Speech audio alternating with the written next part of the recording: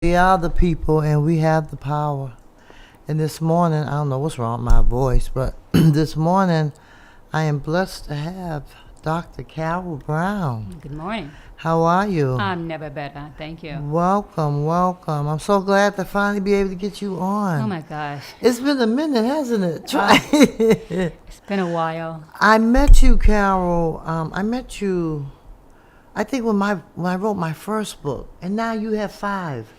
Yeah. Go ahead with your bad self. I'm trying. I'm telling 5 books, girl. We're gonna talk about these books because they're children books, correct? Yeah. And I think that is great. I really do. I'm so happy to have you here.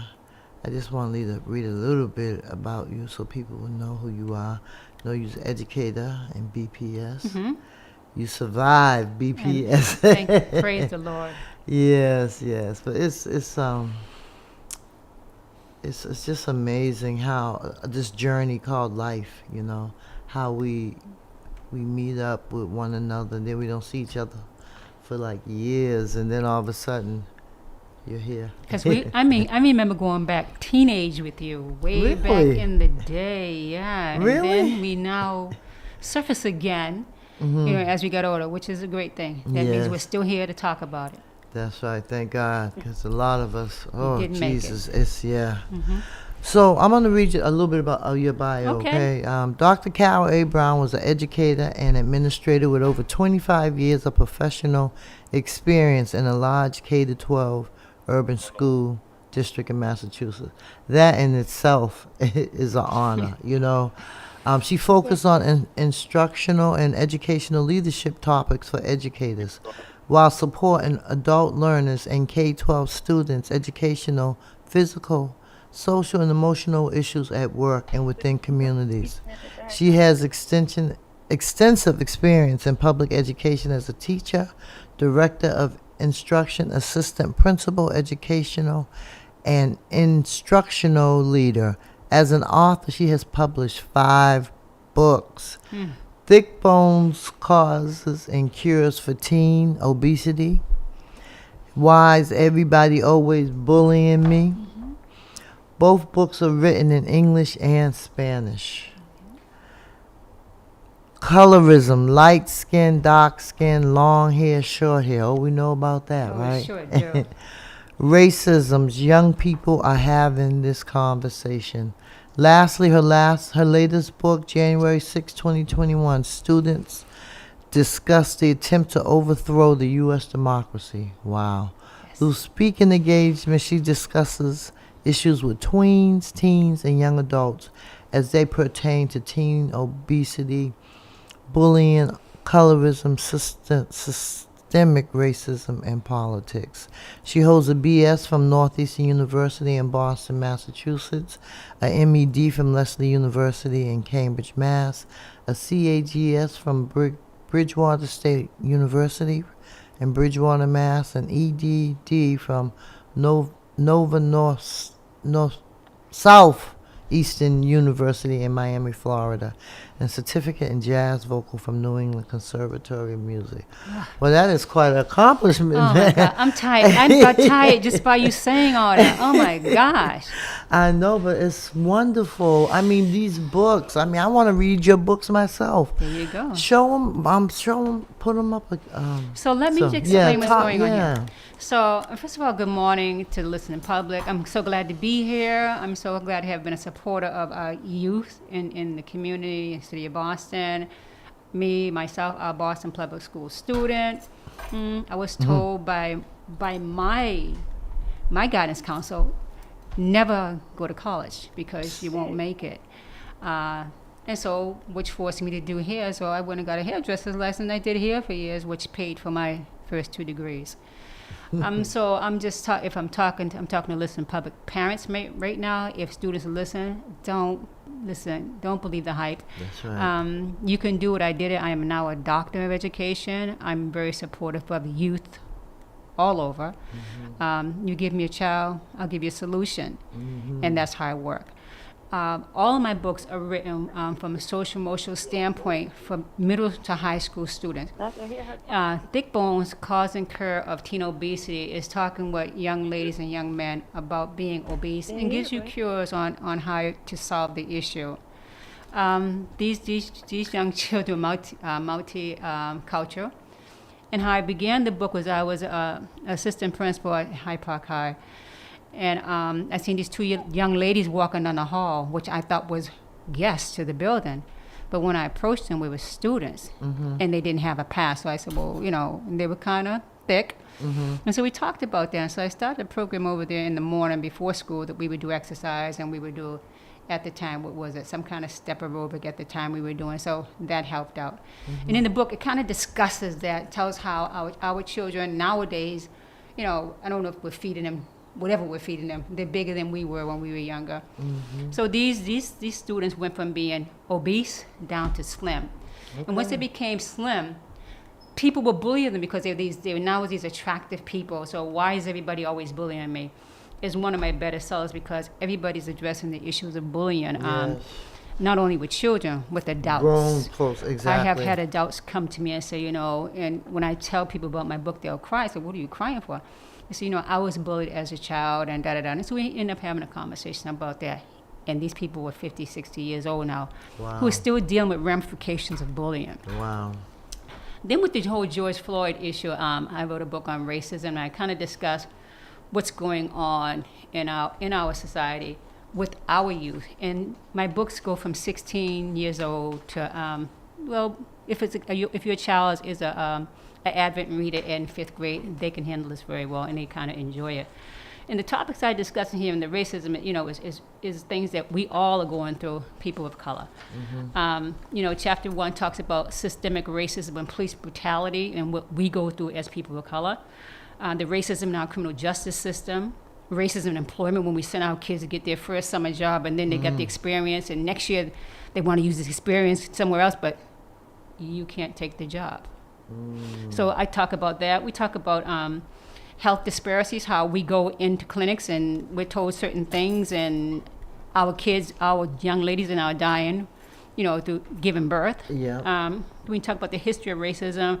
And I got one chapter here that is very, very dear to me, and because we deal with it on a daily basis, the clash between African Americans and Black immigrants when they come to our country.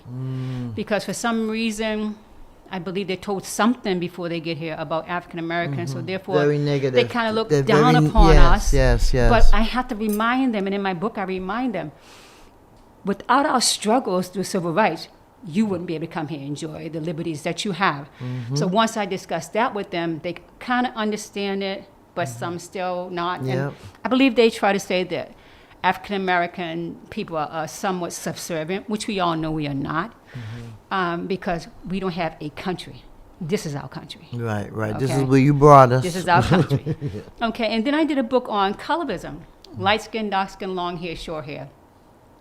Throughout my life being a light-skinned sister with long hair, I have other sisters who are dark-skinned, have short hair.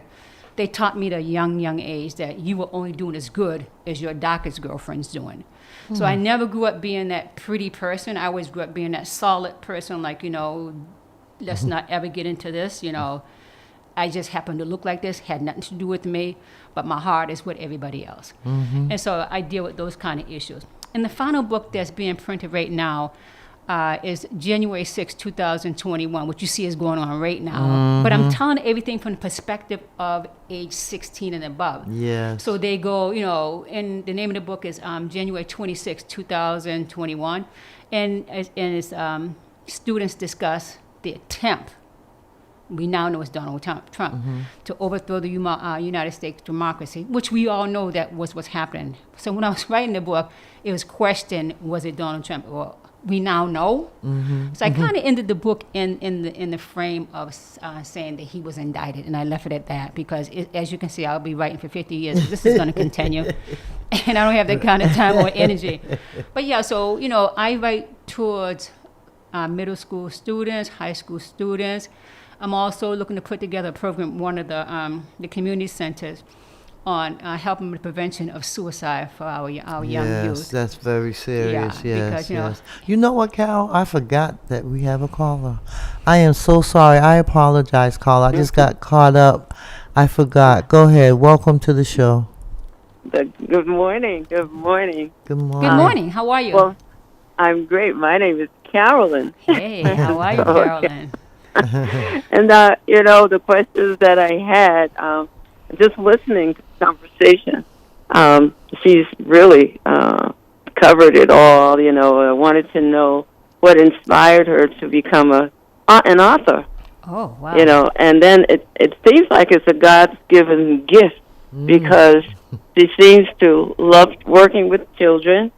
And so what kind of things did you learn working with children in the public schools? Okay, you mean what am I still learning from them, from public schools and from on the street? No, when you were When I was in the schools, Yeah. okay, and teaching, and what kind of things that they do to inspire you to make you want to write, become an author, rather. Okay, what they did, thanks for your question. What they inspired me to do is give them a voice to speak. What happens is that so many times our youth gets suppressed, and when they want to say something, and when they do, they're considered to be militant, racist, and any kind of ism you want to put on them, it's put on them. So I figure by me putting it in writing, it allows me to do the research. So I'm not speaking from Dr. Brown's heart. I'm speaking for the research that's out there. So if I'm questioned, well, why did you write that? Everything that I talk about, I said, oh, Donald Trump said this. Well, oh, Dr. So-and-so says this. So I give the kids always a way to go back and find the research that I'm talking about. They inspire me by them not knowing. I've been in so many scenarios where children did not know their history, did not know anything about themselves or about the issues that they were being addressed, because in our culture, we normally don't go to see psychiatrists or psychologists. So therefore, they have questions, and I felt I could be the right person to give them a solid, clean answer with tough love. So that's what inspired me to be an author. I can now give it to them, and when they get in question, they can read the books in the area or the topics that I'm speaking on. So they'll get some information. I think that's why I became an author, to kind of help out the kids. And it seems as though you have a passion for working with kids. Like them, the rougher the better. And teaching, that's awesome. That's very good. Yeah. I think it's, like I said before, it's a God-given gift I believe that so you too. have. I believe so too. And so keep up the good work. Yeah. And never give up, Can't give up. If we give up on them, they're going to be our doctors and our lawyers in the future. right. So if we That's don't keep right. them clean now, we're in trouble. That's Thank you right. for calling, though. Yes. Well, God bless you. Yes, Thank you, thank Carol. you. Enjoy your day. I will. Okay, bye-bye. Bye-bye. Bye-bye. So, Carol, do you still work? Are you still working, or are you retired, or? I don't think I'm- Doctor. I retired from the school district. I'm trying to retire, but I'm really having a hard time understanding what it means. Right. I mean, I'm kind of lost. So what's happening for me is that now that I'm not working in a school district, what I'm doing is I'm writing a book with different people. I own a publishing company. So I'm writing a book okay. with... So when I publish my next book, I can come to you. We can talk about this. That's right. And here's my challenge to students. If I can find a student, I'm telling you right now, they could give me 20 pages of a story, I will write the book with them. Wow. I want to turn out my first young author. Wow. I would like to turn out 2 of them a year. So if you're listening, parents, you got a writer in the house. Let me know. Give me your information. My information is, you can go to the website, lorecpublishing.com. L is in Carol spelled backwards. L is in Linda, O, R is in Ralph, A, C is in Carol, publishing, P-U-B is in boy, L-I-S is in Sam, H-I-N-G, .com. Or you can get me on the website. It's lorecpublishing@gmail.com. Don't miss an opportunity. Don't miss it. I'm trying to turn your kid out to be an author. Support me in it. Good morning, caller. You're on the air. Hi, this is Jay Hesto. I have a question, Dr. Carroll. Yes. Yeah, I'd like to see what prompted you to write the books that you wrote. Okay. Like Why Everybody's Always Bullying Me. Yeah. One of those books. You want the truth of a story? Either one, whichever one you want to elaborate on. Okay. What prompted me to write bullying? Let me just tell you why. I'm the youngest of 7. Ooh.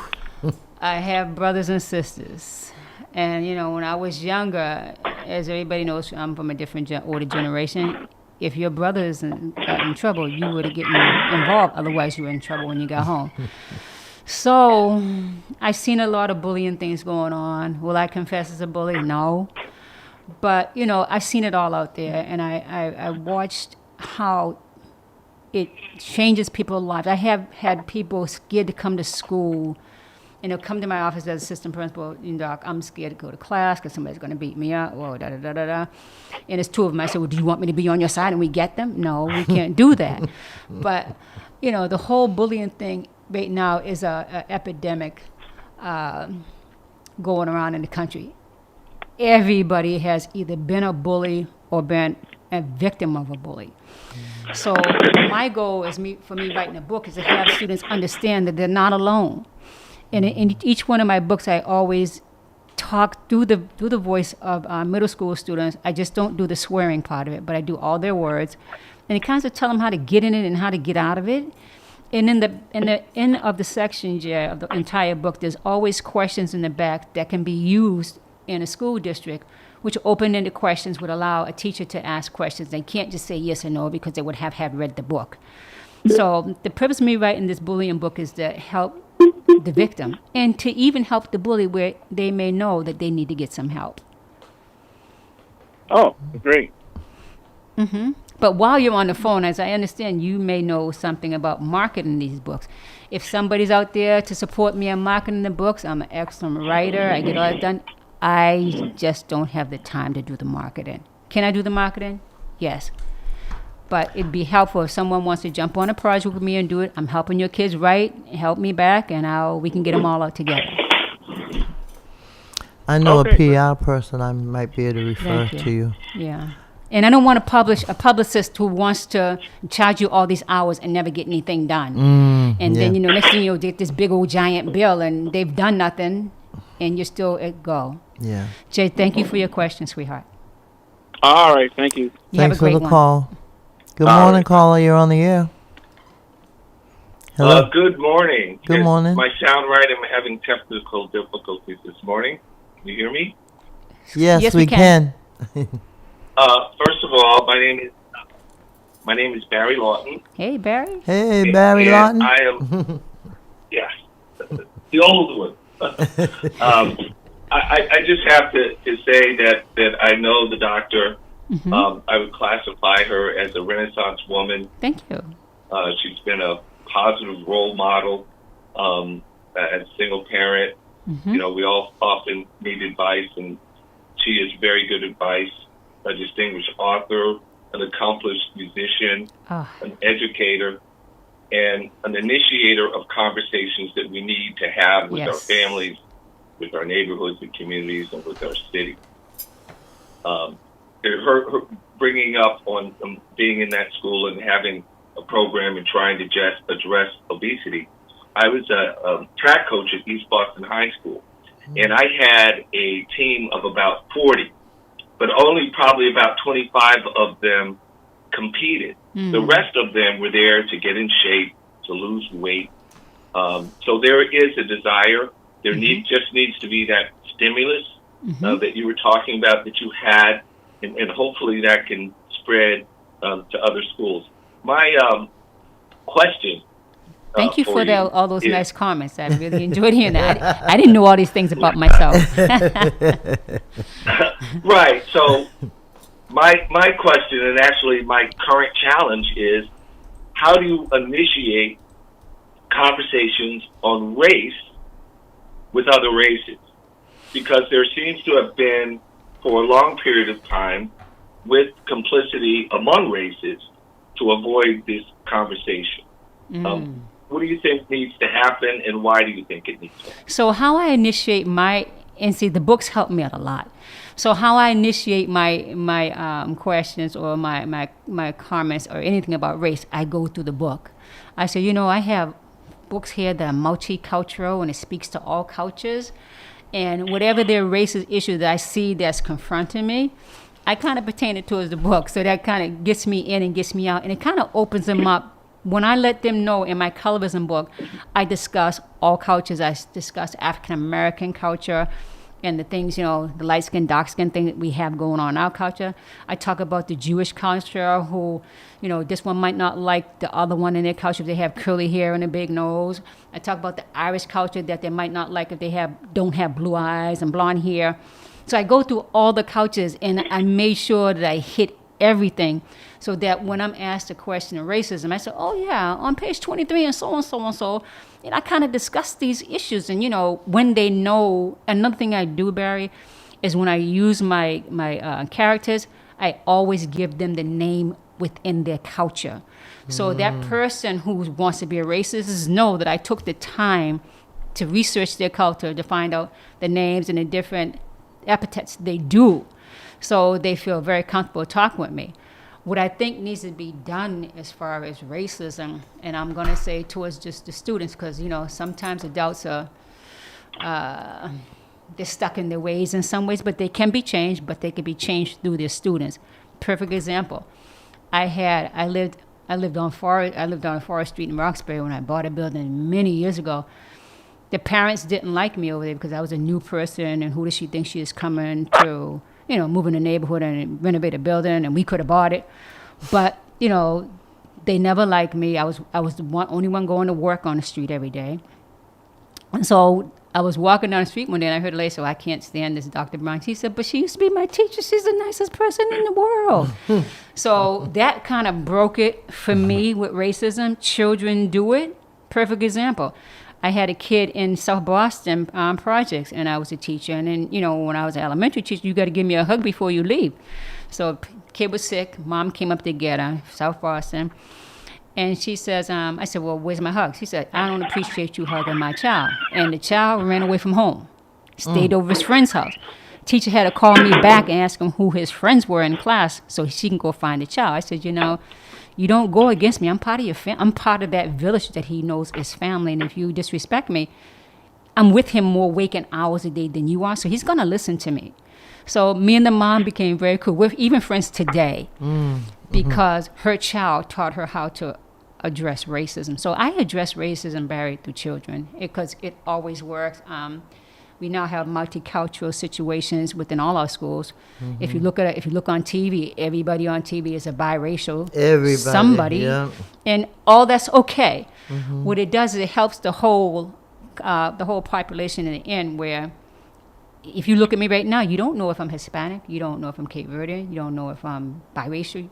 So you don't know anymore who's who. So it's very hard to be a racist now because you might be talking to me and I might have a Jewish father. Or I may have an African father, or I may have a Hispanic father. You don't know that. So I think our kids are going to kind of bring us through this. I don't think we're going to see it in our generation, but I think if we set the groundwork for it, I think it can happen in our grandkids' generation. Well, thank you for that answer. And I left out real estate mogul. Oh, you're telling my business. I'm supposed Jack of all trades, master of some, huh? Yeah, I suppose this old lady don't know that. But another thing I have to say with Barry, Barry's aware that I went to I did a program at New England Conservatory of Music for 5 years, so I'm a jazz vocalist. Rollins, I don't want to give you a tip, but I work with Rollins Ross on a weekly basis. I'm doing piano, so therefore I am a musician. I am a true musician, and I don't mind turning out young musicians either. My thing is whatever I have learned and whatever have come into my hands, I want to pass it on to the kids. And if I have to, all the proceeds in my book, half of it go to a program for kids to learn, so they pay $5 a week, so at least they're contributing something. I have no problem doing that either. I mean, I'm at the point now, I'm on the philanthropy part of my life at this point. With kids. So no adult here. Right. Don't come and ask me to write a book for free. I'm going to do it for your kid. I'm not doing it for you. Yeah, I would do anything to support our children because what I didn't have, being from a single mother with 7 kids, I want to make sure they get it. Well, that's great, Cal. I'll definitely have to ask you to be one of our speakers for our Marcus Anthony Educational I have Institute. no problem at all. Because that would be great. You have already published 5 books, you know, and I know that would be an inspiration And to that's all I some of want to them. do is You inspire know, the next one. Yes. Barry, did I answer your question? I wrote one book Absolutely. like 12 years ago, and I'm still Thank trying you. to sell the same book. Oh no, it developed. I got to start another book. I have 2 in me. Mm-hmm. I'm trying to combine them, you know. But you know, Maybe I'm not a good marketer person either. But Maybe you yeah. shouldn't combine them. Maybe you should write the 2. Oh, girl, whew. Yeah. Because each one addresses different issues that, you know, I'm walking around with a book in my head right now, Mm-hmm. and I'm trying not to write it because what I'm doing, I am now writing music. My first record will be out in about 6 months. Okay, girl. Yeah, so I'm combining jazz lyrics with R&B music. So Wow. it'll be coming out in about another 6 months. Hopefully, I'm working like crazy on it. So, Barry, you'll get a chance to hear that. And thank you for the support to sending me to the person Wow. who was supporting me in with the music part. Well, I Always. can. I'm very excited to hear Yeah, I'm that, excited. and I'm glad that we've reconnected because Yeah. I see where we can be a help Of to course, each I other have no for problem real. helping. For real. I believe. Barry. Thank you for calling. Thank you so much, Barry. And I think Welcome. Have a great day. You do you the same too. thing. We have another caller. Good morning, caller. You're on the air. Good morning, Queen Priscilla Flint and Dr. Carol Brown. This is Sharon Hinton. How are you? I'm okay, Hello, Sharon. Sharon. How you doing? I'm finally recovering from Saturday. Thank you so much for showing up with your young people. They were amazing. Thank you. Thank you. And this weekend was amazing. I just want to give big ups to Dr. Carol Brown and let the listening and viewing audience know there's a rally this afternoon at 3 o'clock in front of the bowling building supporting the black educators in BPS, the black educators overall. Really? And really the anniversary of the letter that went out from 16 administrators and educators of color last year about this time, questioning why black educators are being pushed out of Boston public schools. Oh They're yeah, Don't I let saw me that. start. Yeah. Don't let me stop. and it has Stop. not been Let's addressed by stop. the I can't. superintendent. Oh my gosh, it's real. I don't want to. I may come to the rally, but I don't want to address it right now. But it's real. It's real. It's real, but I don't think people have understand that. I mean, I heard your comments about, you know, educators of color and multilingual, and especially educators that focus on special ed. There were problems before the pandemic that just got exacerbated, and nationwide we have a problem trying to recruit and retain teachers, period, never mind teachers of color. And there's I a just reason. wanted to raise, There is a reason. of course there's a reason. I mean, it's policy and legislative decisions why, you know, teaching our history becomes a political problem and a hot football and gets named critical race theory and legislated against in over 30 states, that we can't even teach the real history of this country because it offends white people or people that identify as being Caucasian or white. It offended them, but it killed us. So that's another whole story for another whole show. My Right. question, so I wanted to let people know about the rally today in front of the bowling building at 3, but also the fact that Boston had the first public school in the country, but we still have issues here. Yep. And, you know, one of the things that, and I'm going to push back as the founder and executive director of Black Teachers Matter, Okay. there is still a federal mandate from the 70s by Judge Garrity that 25% of the teachers are supposed to be I black and remember that. African American. We was That's under true. we was under court and order yes, at there that is- time. That's right, and it's never been satisfied. But the other thing is that in this inclusive, you know, DEI, diversity, equity, and inclusion environment, black people are getting lost. Exactly. We have fought to open up doors for everyone, and those people look and come in and don't know our history by design, don't know the contributions that made this country so rich that they want to leave their country and come here, and they become part of the problem in terms of the advancement of black and African Americans, black African Americans, black Americans. Sharon, can I say something? I was just telling the public, in my racism book, young people are finally having this conversation about racism. is one of the chapters, the clash between African American and black immigrants. And as I was saying earlier, when they come to our country, they're not aware, or they don't want to understand that the privileges and the things that they get in here is because on the back of our civil rights struggle and people in our cultures passing away and getting killed and slain because we were trying to make better for ourselves. However, other people come from different countries who look like us, but don't want to be a part of us, but benefits from our struggle. Exactly, and that is the problem, because when they come here, they tell them, "Oh, don't deal with Black Americans. Black Americans are lazy. Black Americans are this. Black Americans are that." But once you get to know Black Americans, we've been fighting this fight since we were brought over here. Mm-hmm. We don't have. Go ahead. The issue I wanted to bring up is that there is a permanent underclass that is being created amongst teachers because there are Black Americans who may not be bilingual, and so one of the like that. You're right. Yeah, one of the administrators that was pushed out amongst the 6 or 7 administrators was pushed out. His department was instrumental in the primary department that was recruiting paraprofessionals and people that wanted to be Black teachers and getting them licensed.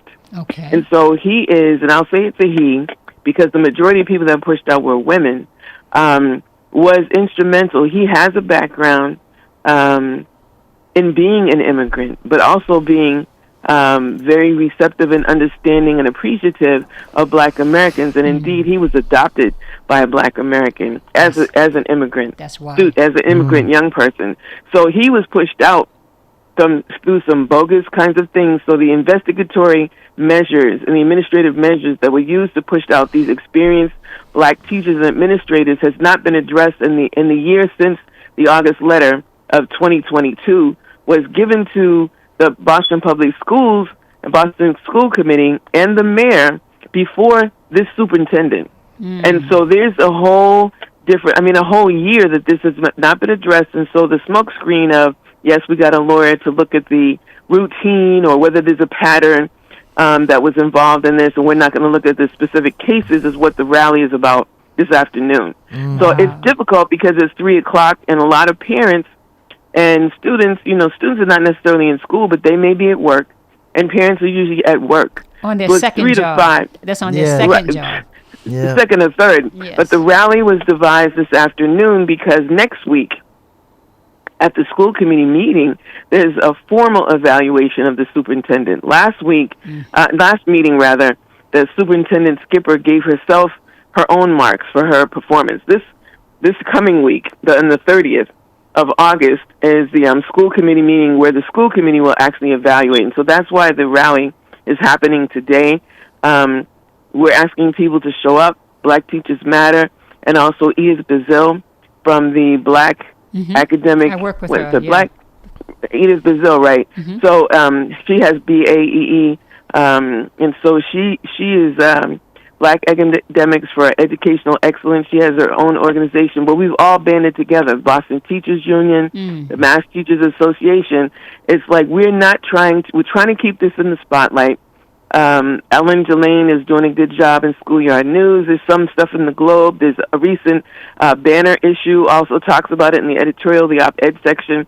So we're trying to keep this in the forefront because in the middle of a mayor who is a person of color, and we see how these words are being moved around as if to soften the blow of what's happening to Black teachers who have been since 1954, Brown versus Board of Education. Black schools have educated and graduated more lawyers.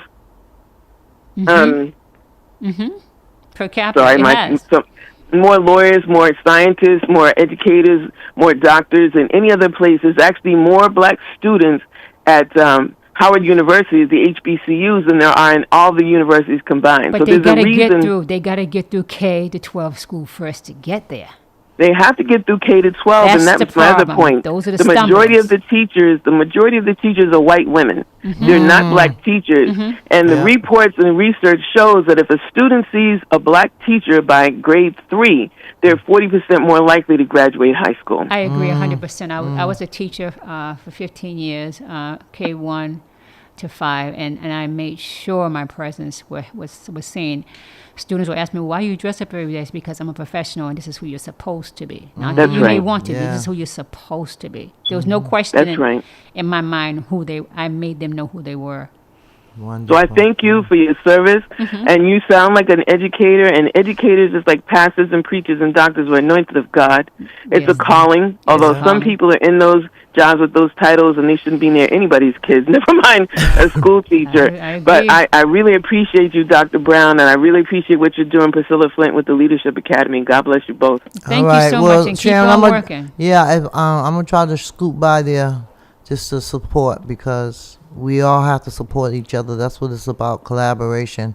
No more competition. We have to come together and support those of us who we know are doing the work, those of us who we know are being mistreated, discriminated. I still want Michelle Wu to answer why she voted against the elected school committee when all 80% of Boston residents said they wanted one. I still have that question to ask her that she has not answered, you know? And so there's just so many things that are going on in our city that we need to address. And if we could, we probably would need to be out there every day protesting something. But you know what? As long as, like you said, Sharon, as long as we keep it, you know, in the forefront, as long as we keep talking about it, as long as we keep marching, whatever we have to do, what Malcolm X says, by any means necessary. That's what we have to do, because we are the people and we do have the power. So you hit on something. You said something about working together versus competition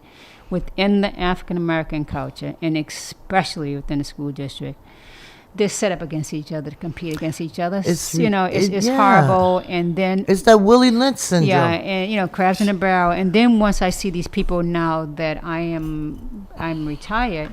Well, how you doing, Dr. Brown? No, no, you didn't treat me right when I was working with you, and you went against me. No, we cannot have a conversation. I hear you. And I also just want to give a last shout out to Stacy Borden, because this weekend's Community Resource Fair, when you're talking about Black love and Black joy, we had every age group out there. We had every denomination. We had Nation of Islam and churches. We had people from babies all the way to 90s, and people out there dancing and sharing information around supporting our community and supporting formerly incarcerated people. This country has 2.5 million people in prison, more than any other industrialized country in this world, and it's mostly Black and brown people. So there's so many things that we have to come together that crosses all these lines that would divide us. That's right. Which weakens us. So Stacey Borden is doing a wonderful job. Yes, she and is. last year we had 40 organizations. This year we had 93. It was incredible. Wow. So thank you. That was God a good bless both of event. y'all. Yeah, you Thank too. you. And I'll probably see you a little later.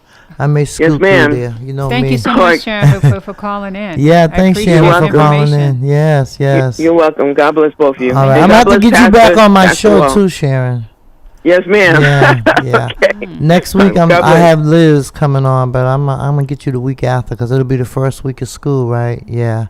Because we. I'm going back to school too. I've actually been back in my Doctor of Education program at Yay. Northeastern. Yay. Oh, That's good my for you. alumni. Good Went to for you. Northeastern undergrad. Yeah. Yep, a husky. I God hear bless you. both All of right, y'all. God Love bless you too. Love you Bye-bye. too. Bye bye. Yeah. Sharon's a fighter. She's I met her. When I met Sharon, Sharon was at Touch 106.1 FM. Okay. And I went on there. I don't know if I had just started my book or whatever, but I was on the show and we hit it off every since, I have to get to know her because I'm looking to do something as far as prison reform myself. I have a criminal justice degree from Northeastern. Okay. So it would be interesting to converse with her. Yes. Wow. Yeah. They So it's a lot of work being done in the community. Yeah, But yeah. you know what I find is that of all the work we're doing, it can only get to a certain level and then it gets squashed back. Yeah, but see, I'm not feeling that. We're not squashing back this time. We got some plans, some folks that I'm working with. We got the block, the Okay. Black Local Organizing Committee. We got Nubian Square Foundation. We got the Nubian Square Economic Development. We got Marcus Anthony Hall Educational Institute. That's actually my organization Okay. that I started. because of the death of a young man back in 2016. Okay. And what we do is we teach young folks how to run for office. So we teach them how to organize. I did we hear teach them about how this, to yes. advocate. Yeah. We teach them, that there's one of my first students right there. Now she works with us. And girl. and so that's what we're about. We're teaching them moral leadership, how to write grants, how to go on a job interview, how And get the express job. yourself. Yeah. Yes, and so I know I had wanted to connect with Stacy. She's probably found somebody by now, but to help the women, because my office is like right there at the corner of Gaston and Blue Hill Ave at Okay. Roxbury Multi-Service.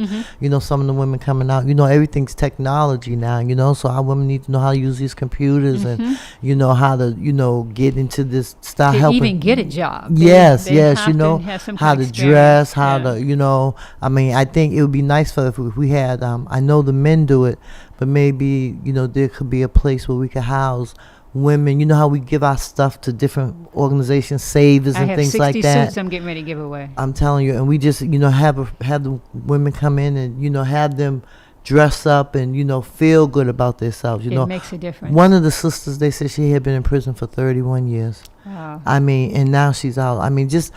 Just imagine so many of our brothers and sisters who are. So what is she doing? How? Stacy, she has a. Who's the woman who got out of prison after the 31 years?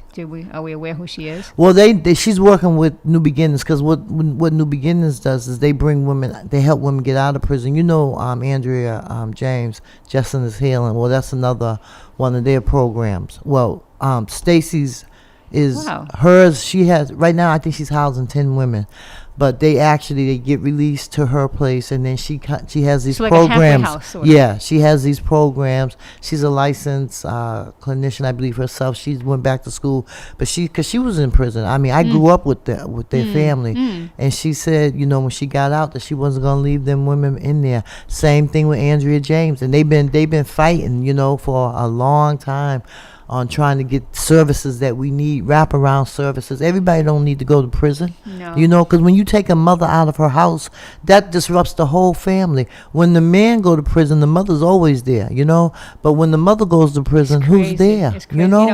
When I was an educator, when I was a teacher, all the young ladies who didn't have a mother in the house, it was just horrible. Even though they had their grandmother, their auntie. Mm-hmm.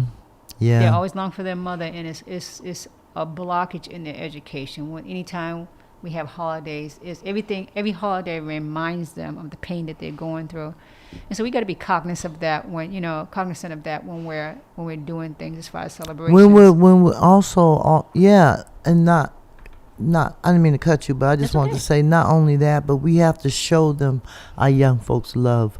We have to.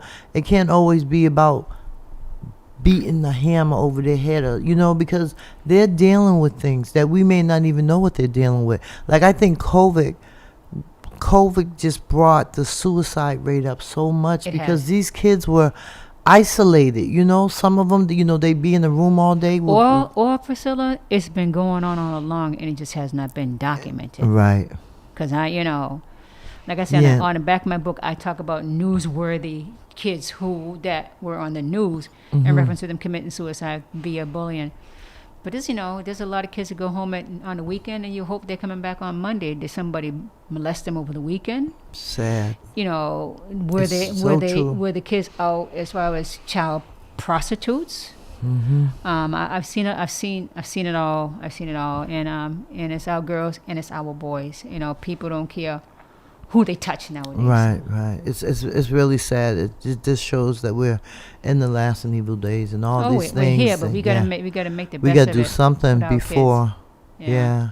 So definitely your books. So I'm gonna want to purchase every one of your books because I want to read them for real. Yeah. Because that's what I do. Like if I find a good book, I read it and then I pass it on. When we graduated our students this past year, I gave out 3 books. That's what I gave out the Community Builder book from Michael Jacoby Brown. I gave him The Black Tax from Sean Rochester, and I gave him I Look Back and Wonder How I Got Over by Priscilla Flynn. But But I you might definitely- want to ask for sponsors. I'm going to ask for sponsors. If people want to buy, if an organization wants to buy books and give them to children. Right, Again, right. my yeah. website is lorecpublishing.com. You can get right on there and Have you know. tried to get them in BPS? I work for BPS, so I don't know if they take their own. I'm not sure. I haven't. don't know why I haven't not. tried, but That's where they need to be. yeah, but politics. I know, politics. And But but and I don't know that I want to deal with that. Yeah. But I mean, it shouldn't be a hard process, especially when you've been an educator. I mean, your books look like they need to be. I've been trying to get Terry Williams' book in. I Got Bank. I mean, these are books that need to be into our school, that our kids need to be But learning. if you look at if you look down in Florida, they're keeping that stuff out. We have to ask the question: are we doing the same? Are we doing the same? Well, I'm telling you, Boston BPS they need an overhaul. There's just, I mean, when I ran the payroll for the city of Boston, the Boston Public Schools was the worst with the funds. They Wow. just wasted so much money. You would know? think. I think Michelle is trying. I think she's trying. I think Michelle needs to have people around her Who's going to tell her the truth? that's going to tell her the truth and has some experience and know what they're talking about.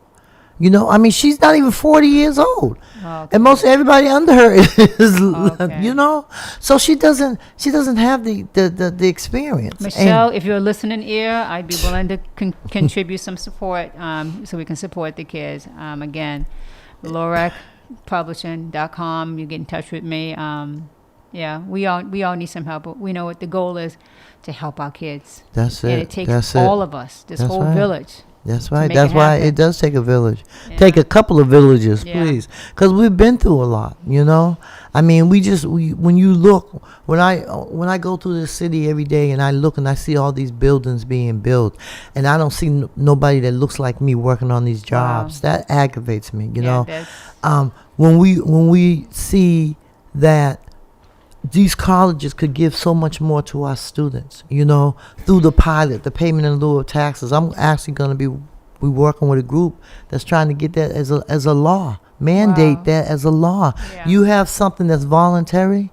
Ain't nobody gonna give up no money voluntary, but you come and gentrify our community. Look what Harvard's doing to Austin and Brighton. Look what Northeastern's doing to Roxbury and Mission Hill. Okay, and you mean to tell me you all can't give? You got billions of dollars. Tax free. Yes, and you mean to tell me you can't adopt some schools, make sure they have the resources that they need? That would be nice. I mean, really. That would be nice. I mean, Because if I Where went does the to wilderness school, way? if I went to school A and I knew that I was going to go to Northeastern at the end, that'd be an incentive for me to do a little bit better. Because Right. God bless you. because I know that in the end, this is what I'm leading towards, Right, or I'm right. leaning towards. I think that would help. I mean, that's something that they can sit down and have a conversation about. I don't think that's too hard to do, because the money that's been taken out of the community needs to be put back in it. Not only that, and then look at all the money that came through COVID, all the money, and where look at Mass and Cass, okay? I mean, just the things that are happening in this city. Yeah. There's the money's there. What are they doing with it? Yeah. And so we we only have like about 4 more minutes. Okie dokie. But I am so glad that you came, and I definitely want us to keep in contact. Not I a definitely problem. want you to be one of my instructors, my facilitators Not a at problem my at all. program, because we that's what they need. They need to hear from people that As look long like as I them. can wear a mask, I'm okay. You can wear a mask. You listen. You can wear a mask whatever whatever you Okay. feel comfortable with. All right, good. There's no problem at Mhm. all. Yeah, as long as I'm working with students, it's a joy. I have no problem with it. Yeah. No. Our kids are our future. They really are. And the more we love on them and show them love and teach them and train them and bring them up. and not be scared of them. Exactly. I was in a Walmart parking lot the other night, and it was like getting ready to close 10 o'clock. And I had all these bags. There's a group of guys over there, talking trash of color, Hispanic, Black. And they're looking at me, and everybody else is scared of them. Like, these boys are in the corner. I said, one of y'all going to come and help with these damn bags? I ain't scared of you. They say, one of you, I said, you come, and then I think your friends will follow. They said, I'm sorry, miss, we knew better. We should have helped you. I said, yeah, everybody's scared of you. No, get over here and help me with these bags. I need some support. Right. So people have to understand, our black boys are just tall babies. Yeah. They're just tall. They're big, and they're just babies at heart, and if you just treat them like you treat your own, yeah, you won't have a problem on them. Don't call them, hey sweetheart, how you doing? Come, I need some help. Yeah. So.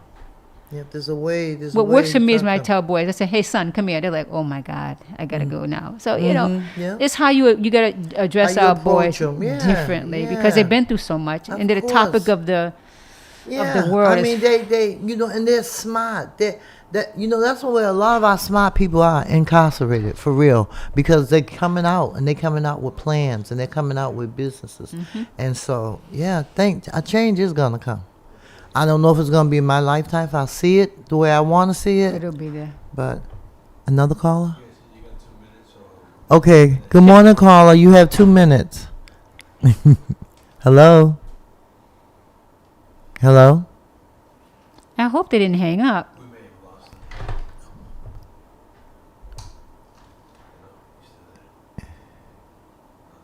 No, we lost her. Who? Oh, Andrea Payne. Oh, okay. Yeah. Okay, Andrea, you got 1 minute. Hurry up. Andrea. Push your fingers fast. But no, it's been a nice conversation here. I got to it opened up my eyes to a lot of things that's going on within the community that I wasn't aware of. Yeah, see, a lot of stuff's going on. People don't even know about it, and that's how why do we find out? That's the question. That's why we